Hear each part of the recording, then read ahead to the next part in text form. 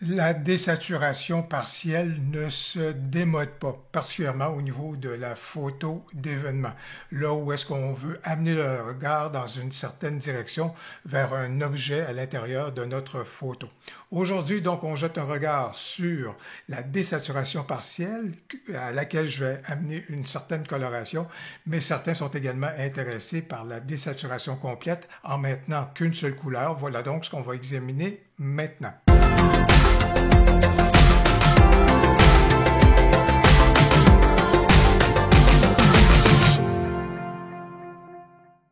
Dans le domaine de la photo d'événement, dans le domaine de la photo corporative, il importe souvent, lorsqu'on est en assignation, de sortir de l'événement avec certaines photos spécifiques.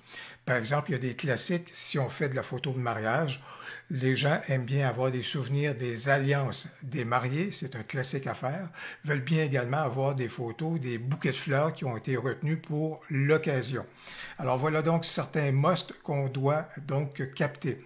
Et je vous dirais qu'au niveau de la retouche photo de ces musts-là, de ces grands classiques-là, il y a eu toutes sortes de courants. Ces courants-là visent qu'une chose, lorsqu'on fait la retouche de notre photo, on veut amener le regard vers l'objet en question, vers une zone spécifique. Au niveau des modes en retouche photo qu'on a connus pour amener le regard, on se souviendra qu'à un moment donné, il y a eu l'effet vignettage très prononcé, soit en assombrissant les extrémités qui amenaient le regard vers l'objet en question. Ça pouvait être également le vignettage, mais en mode positif, avec une esthétique, un esthétisme d'une certaine époque. Et bien entendu, il y a également eu vers à peu près une quinzaine d'années quelque chose qui a été très populaire, c'est le fait de désaturer complètement la photo pour ne laisser qu'une coloration sur l'objet vers lequel on voulait amener le regard. Et on me demandait encore récemment comment parvenir à faire cet effet-là. Deux façons très faciles. Si on veut amener le regard vers les fleurs de façon spécifique, on va aller, et si on est chanceux, on va aller vers teinte, saturation, luminance. Et compte tenu que je vois que mes fleurs et les pétales sont essentiellement en orangé, rouge et en jaune. Alors, au niveau de la saturation, je vais désaturer le vert, le turquoise, le bleu, le violet et le magenta. Et voilà donc comment on est capable, si on est chanceux encore une fois et que notre objet est précisément dans les teintes qu'on vient de désaturer, ça nous permet donc d'attirer le regard. Par contre, il y a un écueil, comme vous pouvez le constater, il y a encore du vert qui paraît. Pourquoi? Même si j'ai désaturé le vert, c'est qu'il y a du jaune dans le vert. Mais j'ai une astuce là-dessus que je vais exploiter dans la retouche que je vais vous proposer un petit peu plus tard. Donc voilà donc une façon de parvenir à désaturer et à conserver à ce moment-là de la couleur sur des objets spécifique. Il y a une autre façon. De cette façon-ci, on va faire appel à un masque.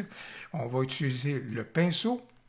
On va se donner un certain rayon assez prononcé. Je peux augmenter celui-ci et je vais m'assurer à ce moment-là de ramener la saturation complètement à moins 100, donc de désaturer. Et en utilisant donc mon pinceau, partout où je vais passer, je vais donc désaturer les zones sur lesquelles je suis en train de passer actuellement, et je le fais rapidement, juste pour conserver à ce moment-là, là où est-ce que je veux que la coloration vienne s'appliquer. Alors de cette façon-là, on est donc en mesure d'obtenir le rendu en se souvenant que ce qu'on vient de désaturer, c'est l'endroit où le plus au milieu de mon rayon vient donc cibler cet endroit-là, comme vous pouvez donc le voir. Si je fais ça ici, juste là, ça évite de toucher au pétale, mais ça vient de cerner précisément donc les feuilles vertes dans ma photo.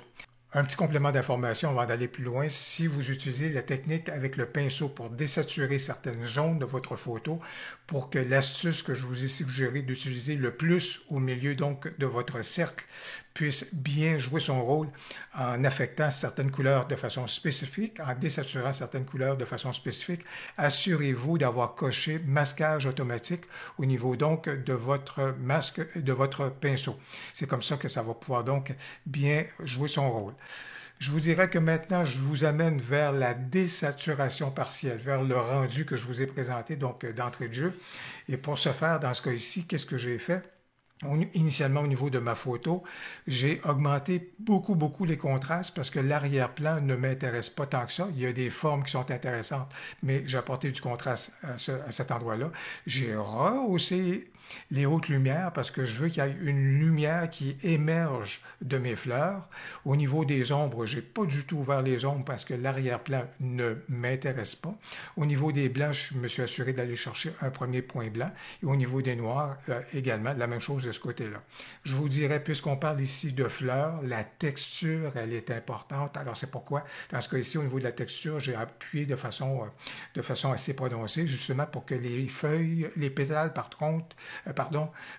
prennent donc vie. Et pour le moment, la clarté, je ne fais pas intervenir celle-ci, mais vous allez voir qu'elle va jouer un rôle passablement important. On va tout de suite se diriger vers l'effet qu'on veut bien. Alors, pour avoir une désaturation partielle, on ne touchera certainement pas à la saturation, mais on va plutôt désaturer nos tons moyens. Comment y parvenir avec la vibrance. Et pour celle-ci, au niveau de la vibrance, on va vraiment y aller de façon assez prononcée, comme vous pouvez donc le voir. Je vais donc amener ma vibrance jusqu'à cette dimension-ci.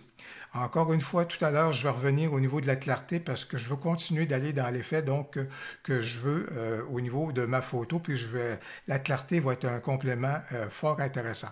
Au niveau de la courbe de tonalité, aussi bien y aller, c'est un grand classique. Je vais juste mettre mon point au milieu pour préserver mon exposition. Je vais relever mes hautes lumières, ça va ramener de la lumière, la lueur au niveau donc de mes feuilles. Fleurs, feuilles, pétales, pédales, je confonds tous les termes depuis le début de ma photo. Je vais juste assombrir, un petit peu plus de contraste, peut-être pas trop assombrir de ce côté-là. Je vais peut-être juste ramener cet élément-là qui est là. C'est l'arrière-plan que je viens d'assombrir et je vais faire mon effet mat de cette façon-ci. Donc, on est en train d'avoir notre petit côté vintage. J'ai peut-être trop assombri mon arrière-plan parce que j'aimerais bien quand même que les formes puissent donc apparaître. Alors, vous voyez comment en manipulant juste ici, on est dans la zone des ombres et c'est ainsi qu'on est donc capable d'arriver au résultat que vous voyez actuellement avec l'effet mat que je viens donc d'apporter. Pourquoi ne pas apporter déjà ma coloration? Alors, dans ce cas ici, je pense qu'un petit bleu serait fort intéressant et donnerait un petit look vintage à notre photo. Alors, ce que je vais faire, je vais tout simplement utiliser et relever ce point-ci, puisque je suis sur le canal des bleus. Et voyez le bleuté que ça apporte dans ma photo. Je vais juste l'atténuer un tout petit peu. Mais voilà donc ce qui peut être intéressant. Pour poursuivre au niveau de la désaturation, il y a un élément, parce que ça a conservé les couleurs aux endroits que je voulais bien, mais il y a un élément qui reste et c'est le vert. Je vous avais parlé d'une astuce tout à l'heure. Alors, au niveau du vert, qu'est-ce que je vais faire? Je vais désaturer mon vert, bien sûr.